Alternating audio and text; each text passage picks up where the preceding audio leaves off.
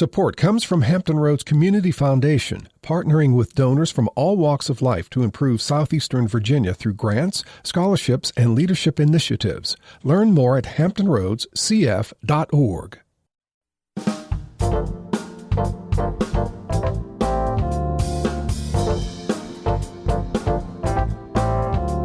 Hello, everyone. I'm Barbara Ham-Lee. They say that whatever happens in society also happens in the military, including racial strife. In October 1972, simmering racial tensions boiled over into clashes between black and white sailors and Marines aboard the USS Kitty Hawk, while the ship was involved in war off the coast of North Vietnam. But what happened the day after the fighting ended is worse than the event itself, as you will hear from two people who were intimately involved. Stay tuned for Another View history lesson. That's next, right after this national, regional, and local news from NPR and WHRO News.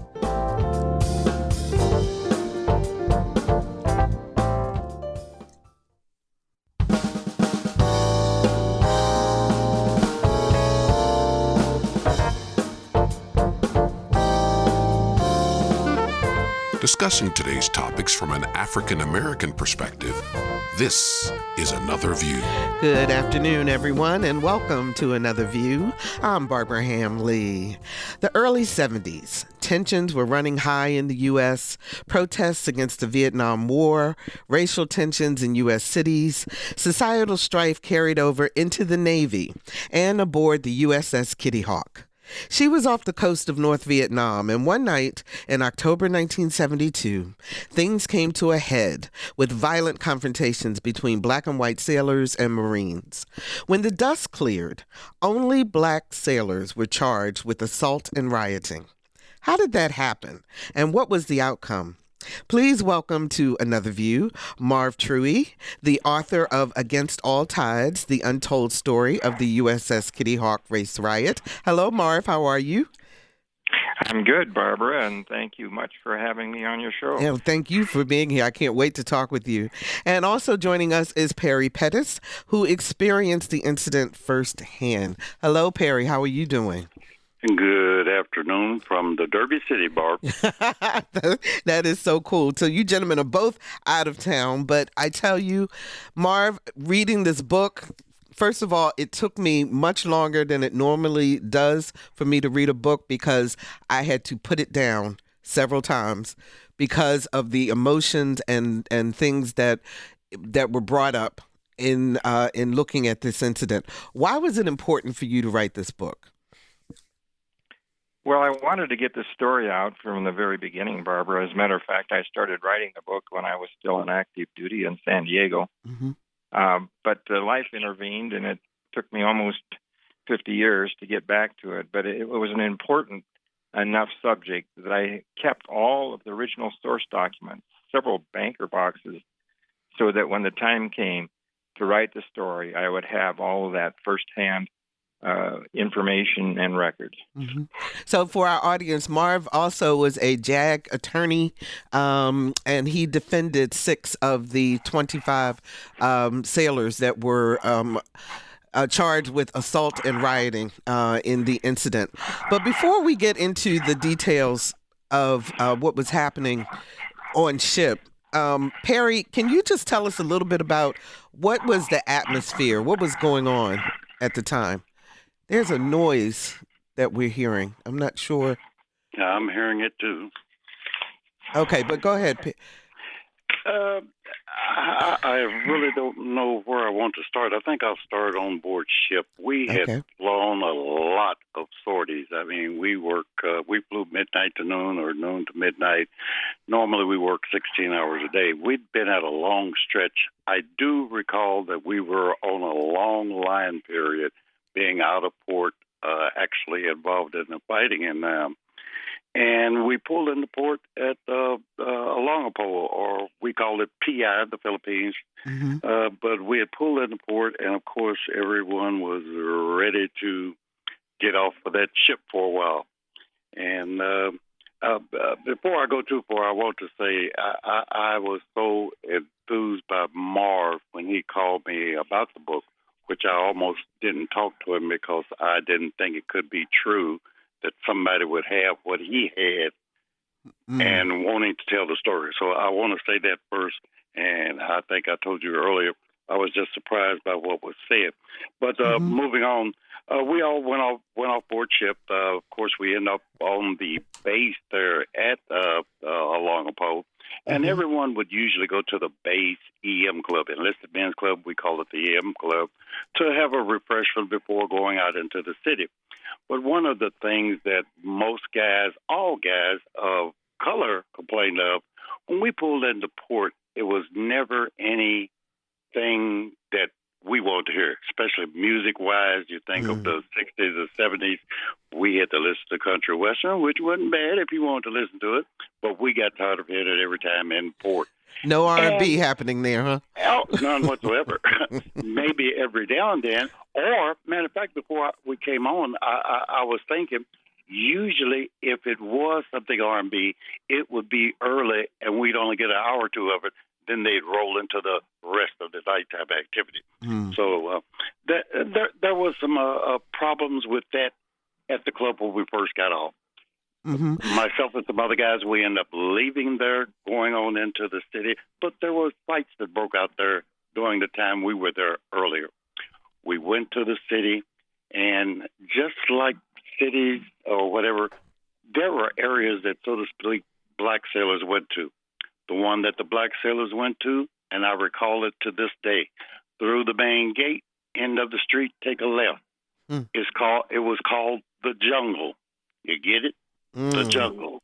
Yeah. That's where we went. Anyway, R&B music there, things of that nature, same thing with soul food, all of that. Anyway, at that same time, we had a thing called the DAP. Young guys look like they're doing some of it these days. Basically, it's a lot of fist bumping and like a rhythm to the fist bump, I guess I'll call it.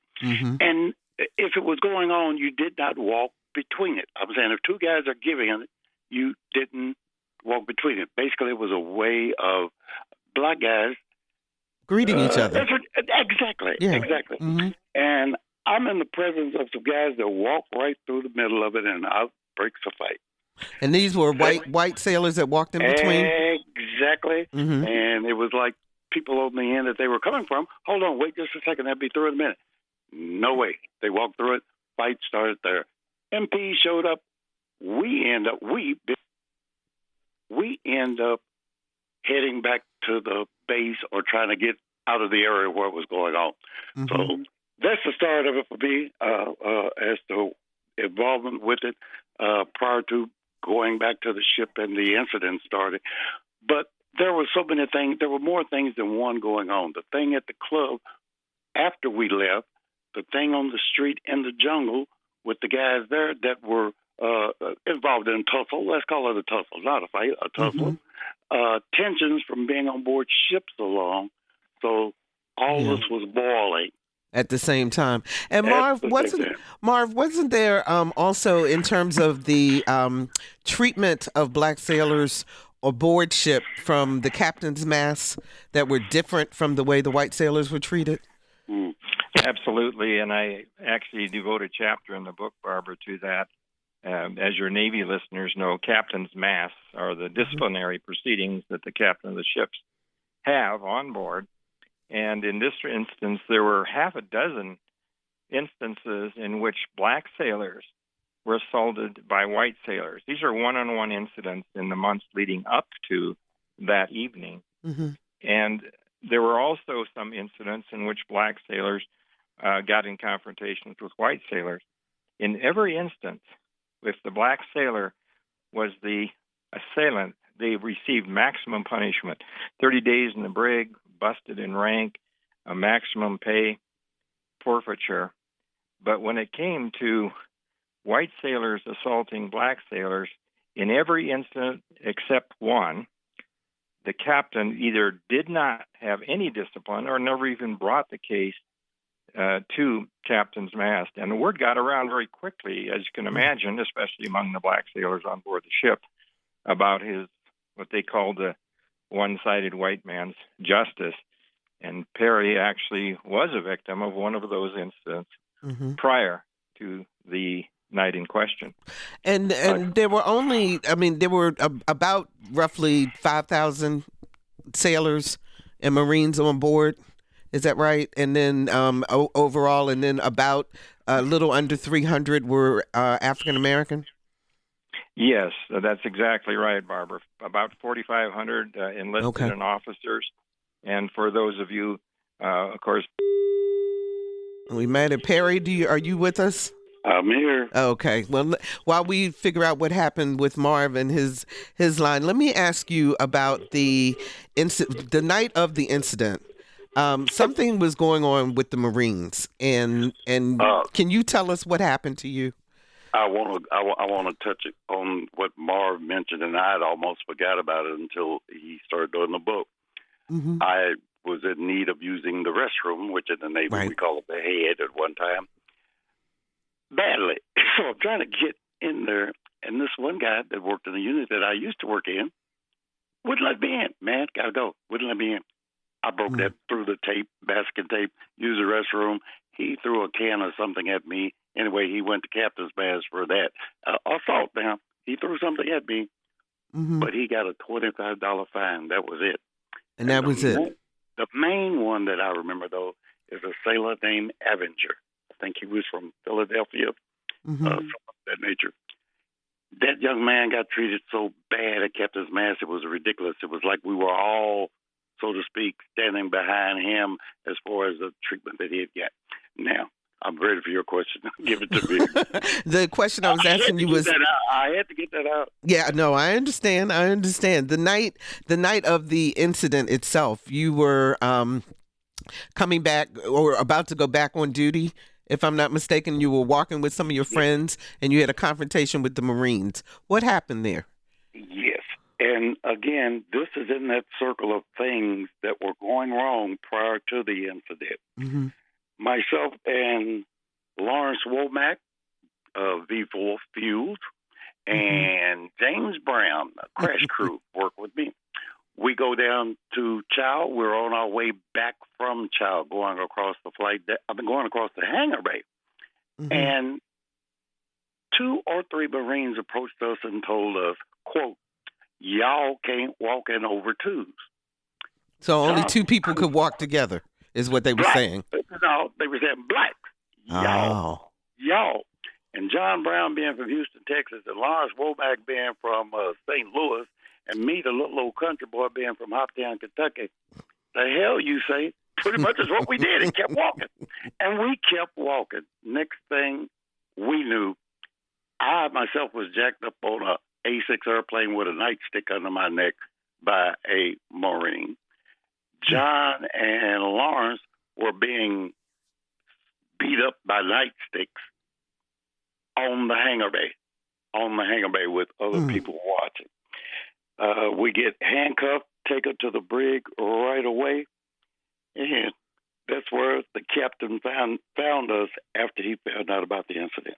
We were taken straight from the hangar bay to the brig, and after a period of time, the captain called down to that captain of the Marines at the time. I can't think of his name, but he was there by the phone, and I could hear the captain, "Get those men to my cabin ASAP." He was ticked.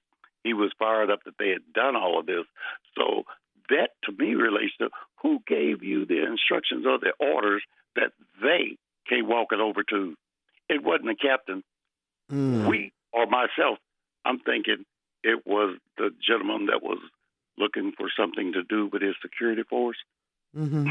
So you and you were handcuffed. You were handcuffed so tightly that they couldn't get the cuffs off of you, right? Oh, you read the book. Oh, yes, I read the book. Yes. They were.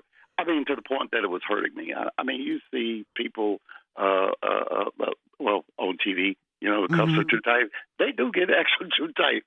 But the captain was perturbed. And actually, they took me from his cabin, I think, down to the sick bay area to try to find somebody to get these things off me. It was a while. I was in them a while before they were getting off.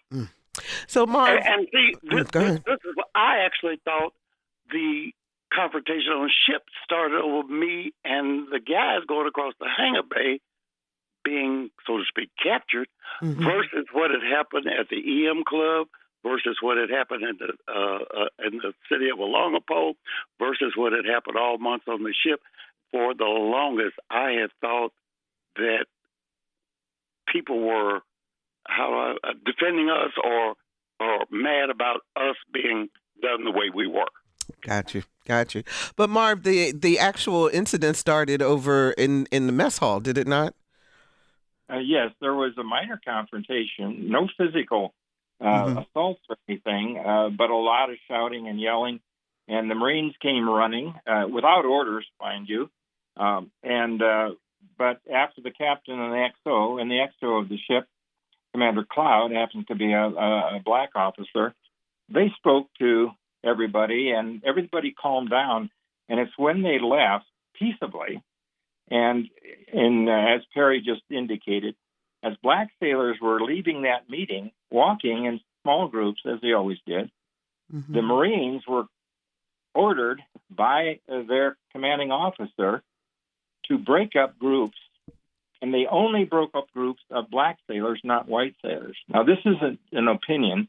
The XO of the ship testified before a congressional subcommittee at the time that they were only breaking up peaceable groups of black sailors and ignoring large groups of white sailors. So as you can imagine, this led to some heightened tensions because of the fairly discriminatory way in which the Marines were acting aggressively, forcing sailors to the deck, taking them to the brig.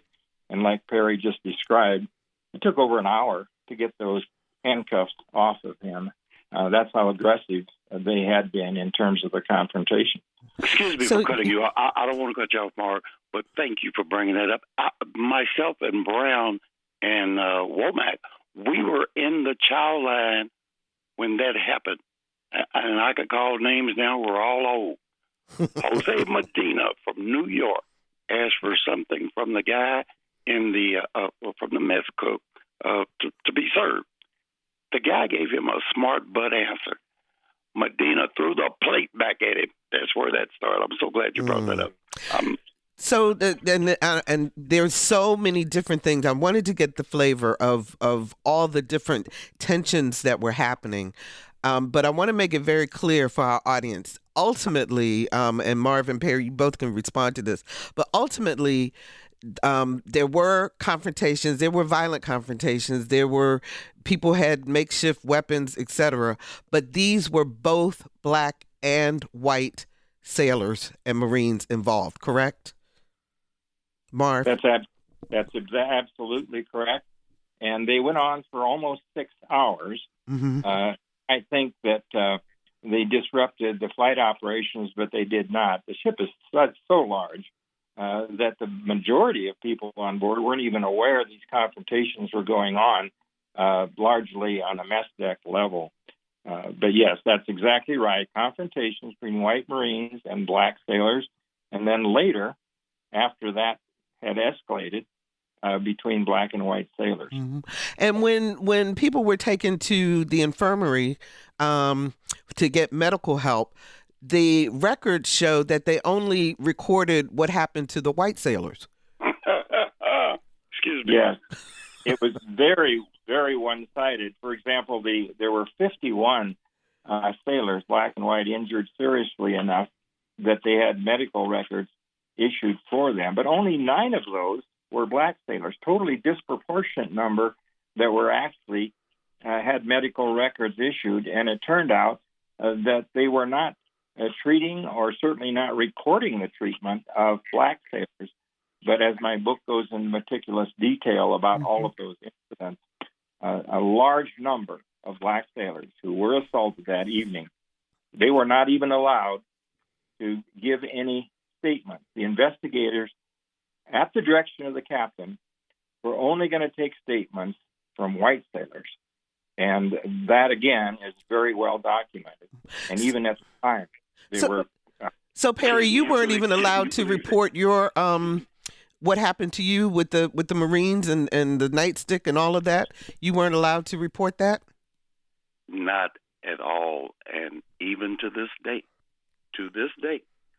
I have a medical issue that I still feel comes from get my key word, being hung up on the side of an A6 aircraft with a nightstick and my feet off the doggone ground. Mm.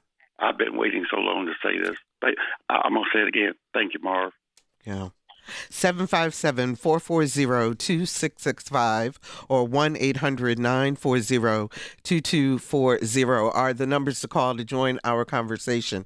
Did you ever serve aboard the USS Kitty Hawk? We'd really love to hear from you if you did. If not, are you surprised at this history of what happened on the ship in the Navy, since this is such a Navy town?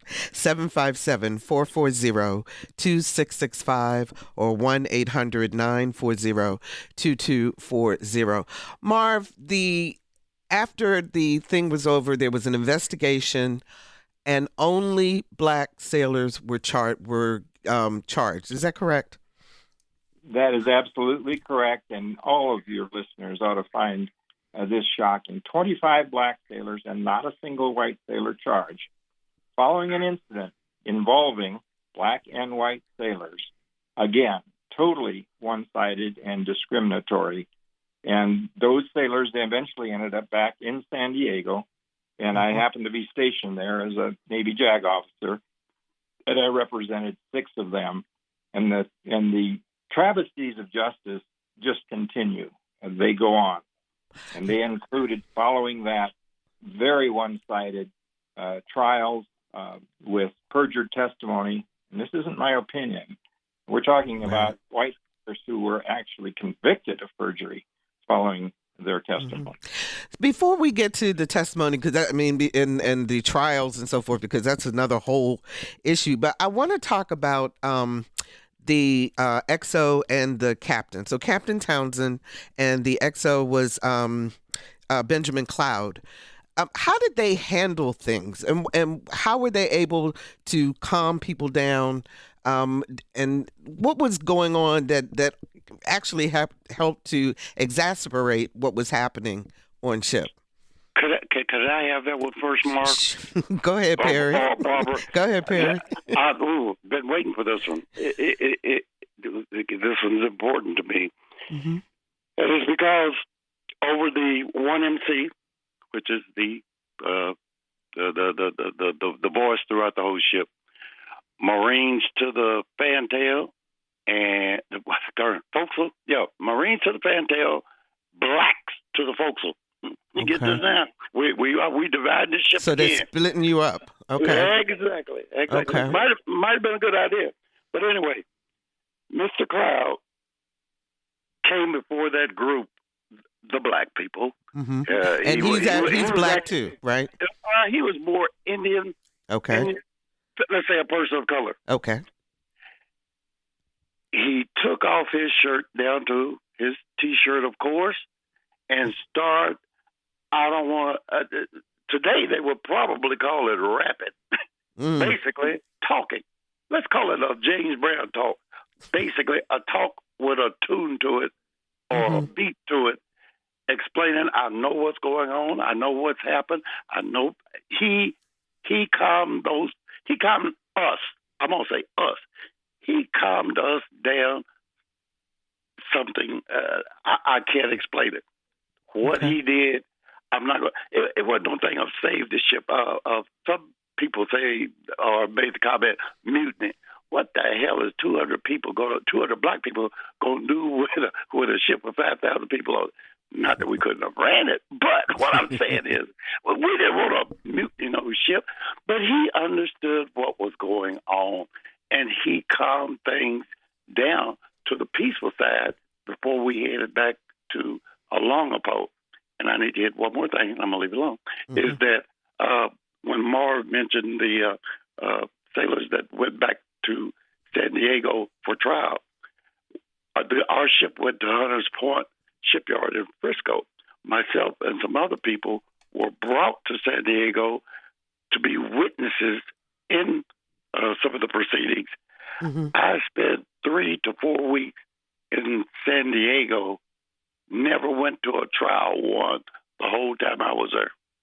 So you never got a chance to even testify. If you're just joining us, it's an Another View history lesson about the race riot aboard the USS Kitty Hawk and what happened in its aftermath with Marv Truhe, author of Against All Tides, The Untold Story of the USS Kitty Hawk Race Riot, and Perry Pettus, who was assaulted during the incident, but went on to have a very illustrious Navy career. 757-440-2665 or 1-800-940-2240 are the numbers to call to join our conversation. Have you ever heard of this incident, and what are your thoughts about what we're discussing? Marv, the sailors that were accused were told that they would get leave time once they got back to San Diego, right, before their trial started, and that didn't happen. Absolutely, and that was just another one of the racial injustices, Barbara. They were promised they would be on liberty in Subic Bay before they were flown back to San Diego. Instead, they were thrown in the brig, all of them. And then when they were flown ahead of the ship back to San Diego, what they call the convening authority happened to be the commanding officer of the Naval Air Station there at San Diego. He decided to put all of them in the brig, where all but a couple remained until their trials. And we're talking 2 to 3 months later, including half of them in solitary confinement. One of my clients attempted suicide while in solitary confinement. That's how egregious this whole thing was. And there was no legal basis under the military code to have them prior to trial. Presumed innocent, mind you, because they hadn't had their trial. And that led to even more, as you can imagine, aggravation, frustration, and even some incidents in the brig itself. And the commander of the base, when they got to San Diego and were put in, he said he did it because he felt disrespected? Yes, and that as they were deplaning, coming off the plane, he met them, and several of the sailors, not all of them, but several, were started singing, mind you. They were just so excited to be back at their home port, thinking they were going to go on liberty prior to their trials, and they were just so excited, and some were raising their fist in the Black Power salute, and this aggravated the commanding officer of the base, and he's the one that convenes the actual courts, and he decided based on that disrespect to throw them in the brig, including in solitary confinement, and that is absolutely in violation of the Code of Military Justice. There was no legal authority for him putting him in the brig, let alone leaving him there. And the NAACP got involved early on, to their credit, and supplied several lawyers in the San Diego area to help us in our trials. And they took this case of illegal confinement all the way to the U.S. Supreme Court without success. And so our young sailors remained in the brig for months. Let's talk about Cleveland Mallory, because his case was the second case to be tried, correct? That's correct. And and he did not fare well. Ultimately, he fares well, but in the beginning, he really did not do well. Yes, Cleveland was one of my clients, and during the night, he was assaulted, brutally assaulted. He was closing the ship's door. He worked in the ship's door, and around midnight, 3 white sailors came and confronted him, one carrying a pipe, and assaulted him and struck him so hard they broke several of his ribs. And just like Perry said, he was never allowed to make any statement. He even thought he could identify his assailant. But once he tried to make that statement, within 2 days, they charged him with an assault in an unrelated incident that was totally bogus, totally made up. And as a result, he stood trial in San Diego. And during that trial, there were 9 different witnesses to the incident. 8 of them said he was not there. And yet one of them, a white sailor, said that, yes, he saw him assault them. And that was a totally perjured testimony. And we pointed out during the trial that it was perjured testimony. Everybody in the courtroom knew that it was clearly perjury because he had an ironclad alibi for when the white sailor claimed that he had gotten to know Cleveland. And yet the judge, there was no jury for that trial, the judge from a small town in Georgia found him guilty and gave him a bad conduct discharge. It was the most egregious of all the travesties of the trials. And for those who are not familiar with the military, a bad conduct discharge, what is the implication of that for the person who receives it?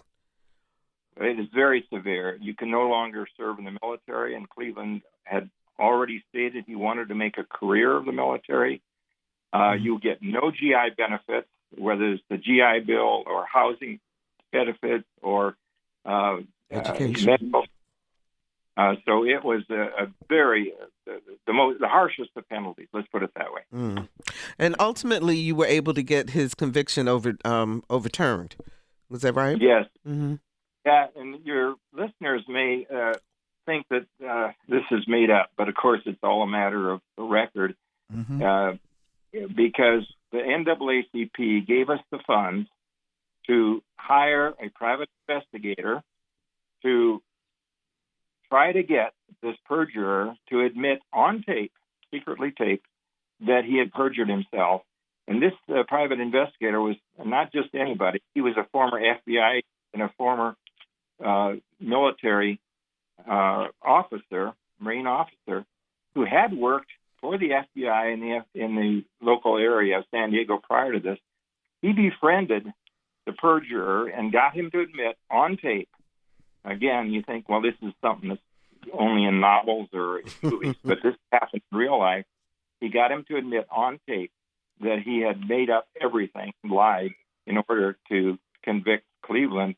And the NAACP had a national press conference in New York City where they revealed these tapes, transcripts, and handed them out to the press. And then, as a result of that, the tide turned dramatically, because all of a sudden, many of the white sailors were concerned that they, too, had been taped secretly, that they had lied during the testimony. And so they started withdrawing their testimony, and that started withdrawing charges. And ultimately, as you already mentioned, the Cleveland Mallory's conviction was reversed on appeal. Did he stay in the service? He did not, and that is, to me, was very sad, because he had said from the very beginning that he wanted to make a career of the Navy. It was one of the reasons he went into the service. His mother back in Pittsburgh had encouraged him to go into the military, but I think largely because of the experience that he had. And this was obviously went on for months, and the news went back to his neighborhood in Pittsburgh. It was national news, these trials, that he became so discouraged he decided to leave the Navy, and he was given an early out shortly after his conviction was reversed. What was the outcome of most of of all the 25?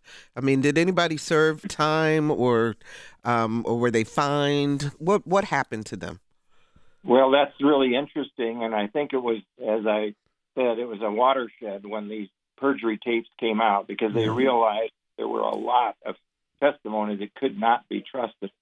So of the 23 that were actually tried in San Diego, there were 6 that the charges were dropped or they were acquitted, and all of the rest, without exception, received either very minor sentences or virtually no sentences at all. About a dozen of them pled guilty to lesser included. Not a single one was given a bad conduct discharge. And since I've just explained the ramifications of a BCD, this is really significant. They were all eventually left the Navy with honorable discharges. And so I do end in the book by saying, despite all the travesties and the injustices that went on, relatively speaking, there was a great outcome. And I give credit to the other Navy lawyers and to the NAACP lawyers and to the help that we were getting.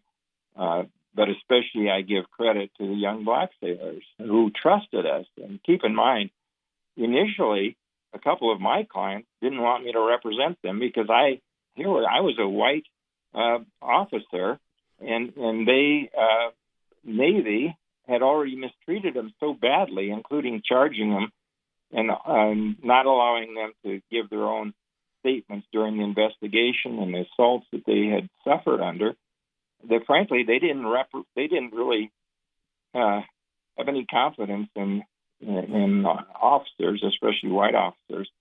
But eventually we gained their trust, and it was a very positive outcome. And I'm happy to report that again that it all ended well. But you couldn't give those young sailors back the months they spent in confinement. Yeah. Marv, and you asked, go ahead. The question you asked about, did they spend more time? No. I think without exception, every one of them, even those that were found guilty of minor offenses, were never put back in the brig. Okay. So when they first approached you and said, you're going to be the defense attorney, because my understanding is with JAG attorneys, you could either serve as a prosecutor or a defense attorney. Is that right? So you kind of switch off? Yes, they would rotate us about 6 months. Okay. I just happened to be defending at the time the cases came. Okay. And were you surprised? What did you learn about the justice system, military and civilian justice system, and its treatment of black citizens? Well, of course, I had known, reading about what was going on in the Jim Crow South and all of the things, of course, the history of the oppression of black people, but never had experienced it firsthand. I grew up a farm kid in South Dakota, and we had Native Americans. As a matter of fact, our little hometown was next door to the Rosebud Indian Reservation, but I had no experience with black people. And this was my first real encounter with seeing what could happen and how it happened. And it was so much worse than anything I thought that I had ever expected. I had total faith in the military justice system in the 2 years prior to this that I'd been serving in that courtroom. But this just turned everything upside down, and I realized this is real, and it just went on and on. It got to the point that I was threatened personally by the convening authority with being thrown off the case because he thought I was being too aggressive in my defense. I was even threatened at one point with a court-martial. Yeah. Are you there? Are you there, Marv? I am. Oh, okay. I want to make sure. Wait, so my other question to you, though, is because even though the sailors turned out okay, were there any consequences for the administration, for top brass, for people who were making decisions all along the way to make sure that these sailors did not receive fair treatment? So from Townsend on up, were there any consequences for their actions? Nothing official, Barbara, but interestingly, Captain Townsend, as a result of what we were able to show in these trials and all of the things that he had done, keep in mind these trials were individual and they lasted for months, and we're receiving daily national press from the New York Times and national networks. Because of that, his career was effectively over. And I don't mean to be vindictive, but I can say that's one of the positive outcomes of the cases. He retired from the Navy shortly after, and virtually everybody in his group of senior officers, captains in his case, his rank was captain, made admiral, but he did not. Unfortunately, the XO, who, as Perry has pointed out, he was mixed race, both black and Native American. Perry called him a hero of the evening, and I have to concur with that. He was instrumental in breaking up these altercations. Unfortunately, his career was over too. To give you an idea, and your military listeners will appreciate this, his next assignment, keep in mind, XO of a carrier, decorated naval aviator, should have been the captain of a subsequent ship. Mm-hmm. Next job, headed up the Navy ROTC department in a Texas college. And wow. So basically, both he and Captain Townsend, their careers just got torpedoed by this. And in his case, it was an absolute travesty. Now, Perry, you stayed in the Navy and made a career out of it, correct? I almost made a career out of it. I did re-enlist to get the best duty I ever had in life, which was in Norfolk, Virginia. I was on the pre-commissioning crew of the USS Nimitz and the commissioning crew. So that was my big part. But Barbara, can I say one thing before you get to your listeners? And I think this is important. I want everyone to know it. I have a family of lots of military in my family: Air Force, Marines, Army, and Navy. I want to say something about the Marines. It was Marines that attacked us on that hangar bay. Mm-hmm. In the military, you learn to follow orders. I mean, follow orders. The Marine Corps, you follow orders to the letter, the dot, cross the I, and the T. Those guys were following orders. It was the person that issued those orders that the complaint with me is with, which is their captain that was at the brig that day. I want that to be very clear. Mm-hmm. The Marine Corps and the Navy, we have fun all the time. We're their Uber drivers, so they say. But we don't mind being that, because what they do, and I want that understood clearly, please. Mm-hmm. And the other thing, your lead-in to the show struck me right in the heart, because it was something I wanted to say. What goes on in America goes on in the military. The things we're talking about that happened that night in 1972, this is 2024, and it's still alive and well. I'll be quiet for a while. I want to ask you, before I get to you, Marv, Perry, I want to ask you a question, though. Based on what happened to you, what made you re-up? Because no matter, even what happened after the night of the incident and before, especially if you worked on that flight deck, those are the people I'm going to speak of. There were some people in my unit, and call you N-word in a minute. Back in them days, we get it worked out privately. But you didn't have to worry about watching your back. Up on that flight deck, you lose concentration for 2 seconds. My first night on the flight deck, my division officer was sucked up into our aircraft. I've seen 3 major incidents on the flight deck. That's not a place, whether you care if you're black or white, you watch each other's back. Right. And that's the thing that made me stay. That up on that deck it's like an orchestra playing. It's like, if you ever get a chance to just look at it, look at what goes on, you don't hear a word passed up there. There's a few folks that have radios. Otherwise, we're hand signaling and watching each other's back. That's the main reason that I stayed. And again, I wanted a new ship too, so I requested the duty. But I end up with health problems, which I was released from service because of that. But I wanted to say I like my job, and I still think for some young fellas out there, I can still get them on the deck and off the deck. Guaranteed. Gotcha. One more thing, and I didn't clear this with you, and I'm going to shut up for a while. There are 2 people from Virginia I've been thinking about all these years. One, we used to call him Rev. He was in V1 Division on the Hawk. His name is Johnny Williams. The other, I don't know his real name. He and I were together on the Nimitz. All I remember, his first name was Reuben, and he had a yellow Ford Elite that I wanted one and never got. And if anybody out there knows these 2 people, maybe they could contact Bob and get in contact with me, because I sure think about them a lot. Absolutely. I would love to hear from you. If they're out there, I will definitely put them in touch. That's for sure. Marv, there were also congressional hearings about what happened. Was anything changed with the Navy in terms of trying to remedy relations? Well, the congressional hearings actually started at Naval Air Station North Island for several weeks prior to the trials, but they too were totally one-sided, Barbara.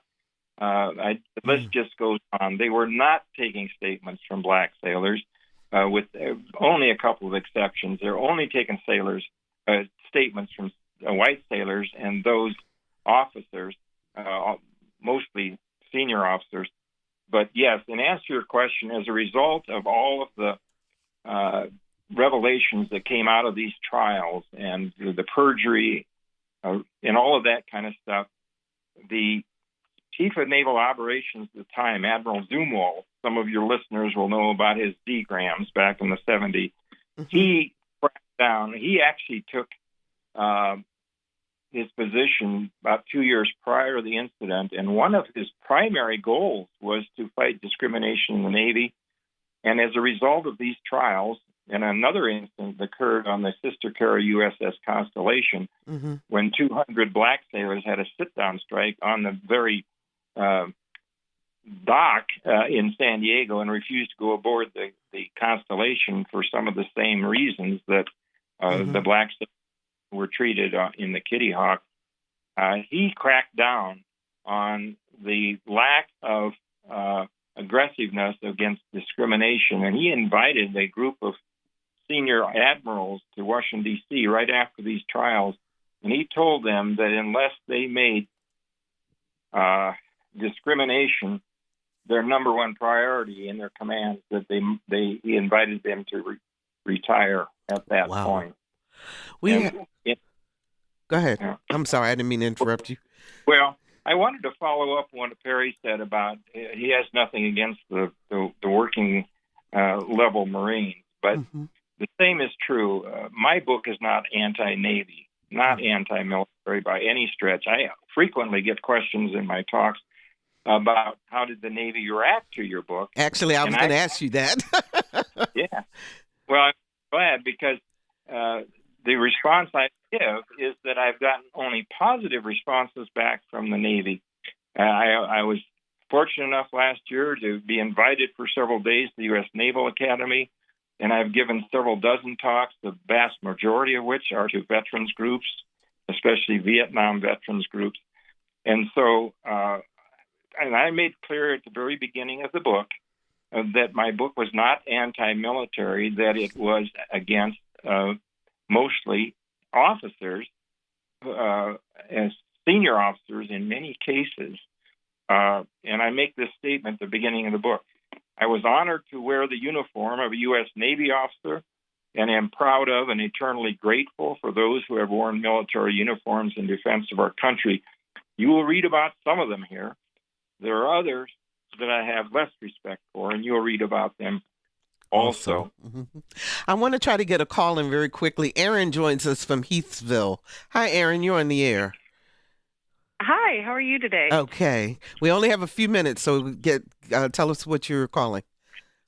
Sure. My father-in-law was one of the defense attorneys for one of the sailors on the Kitty Hawk. Oh. And he was a young JAG attorney who'd been losing a lot of defense cases and doing quite well until he succeeded in defending this sailor, for which he received the NAACP Freedom Award. But he said after this, he didn't really do a lot of defense work anymore. He spent most of the rest of his time with the Navy writing wills. Wow. Oh, my goodness. Go ahead. Is she from Kingsville? She's from Heathsville, which is in the Northern Neck in Virginia. That's correct. Yes.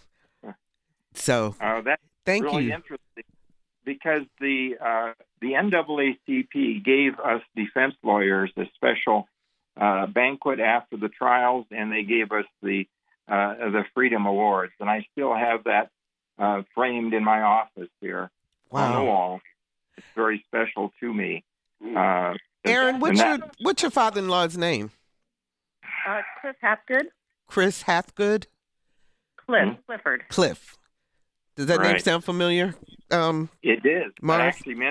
I think I mentioned him in the endnotes of the book. Yes. Got you. Thanks so much for the call, Aaron. I appreciate it.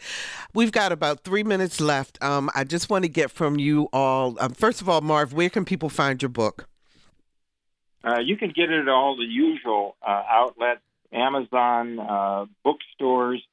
The I think Amazon is your best source right now because they have a special discount on it. The book was published about 18 months ago in hardcover. It came out in paperback last fall. There's actually not only a Kindle edition, but it's also came out, fortunately, in audiobook fashion. You just go to Amazon Books. You're going to be able to find Against All Tides, The Untold Story of USS Kitty Hawk, with about a 45% discount right now. So it'd be a great time if people are interested.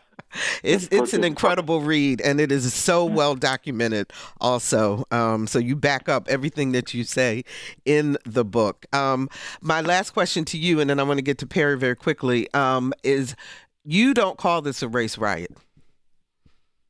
No. The reason I do is because it was so hyped up at the time. Mm-hmm. As a matter of fact, one other book that was written about 12 years ago called it a mutiny. And I take pains in my book to explain why, even though those are terms that get bandied about, from a legal standpoint, it was not a riot. From a legal standpoint, it was certainly not a mutiny. Yeah. And I explain that in the book, but it made for great headlines. It made for great book titles. And you gotta have a great title to move the book along. It's called Against All Tides, The Untold Story of the USS Kitty Hawk Race Riot by Marv Truhe. Thank you, Marv, so much. And Perry, I'm going to give you the last minute that we have. Would you tell people today to still go into and serve their country in the Navy? No doubt about it, but expect the same thing you get out here in we used to call it the world. The discrimination is everywhere. But one thing I wanted to mention, and my neighbor across the street is a Korea War veteran. Mm-hmm. And this thing is true. Racially induced PTSD is true. All you got to do is be on our end of it. There's been a study done that is true, and I'm going to be working to get that put in the hopefully the Veterans Administration will take a look at it. It is true. And the other thing with the congressional investigation, I printed the whole darn thing, wasted ink. I know I'm taking too long. I know, we got to go. Biggest crack of crap I've seen. Thank you so much, Barb. You are customer friendly. Oh, I appreciate you so much. Thank you. That's Perry Pettus and Marv Truhe. Against All Tides, The Untold Story of the USS Kitty Hawk Race Riot. Thank you, audience, so much for spending time with us today on Another View. Now, if you'd like to hear this show again or share it with a friend, please visit our website. It's anotherviewradio.org. and download the podcast. You can also find us on Spotify or anywhere you go for your podcast listening pleasure. Next week on Another View, a new study on Black people and high blood pressure. It's an Another View on Health. Our theme music is an original composition created especially for Another View by Jay Sennett. Lisa Godley is our show producer. Jordan Christie is our audio engineer, and Dr. Barry Graham answered our phones. I'm Barbara Ham Lee. Please stay safe during this Memorial Day holiday weekend, and let's get together again next Thursday at noon for Another View.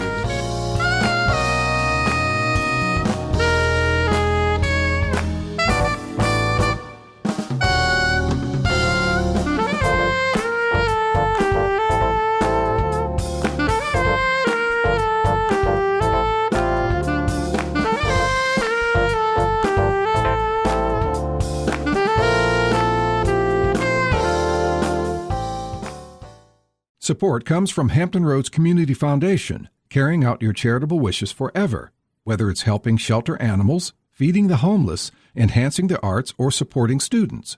Learn more at leaveabequest.org.